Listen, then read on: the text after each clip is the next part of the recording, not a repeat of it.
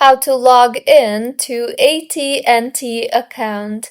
Hello everyone, I am Vishaka and welcome to our channel. Now let's get right into the tutorial. Firstly, go ahead and open your preferred browser and in the search bar search for att.com. You will then be led to this type of interface, so go ahead and enter your user ID associated to AT&T and then tap on the continue button and you will further be prompted to enter your password. And just in case if you have forgotten your user ID, then you can tap on the forgotten user ID option you see there and then follow the prompts on the screen in order to recover your login credentials and sign in further.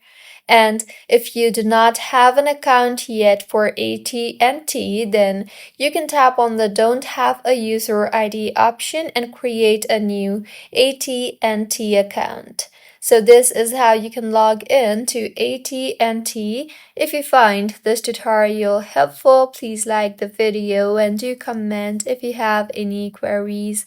Also, do subscribe to our channel for more helpful tutorials like this. See you on the next one.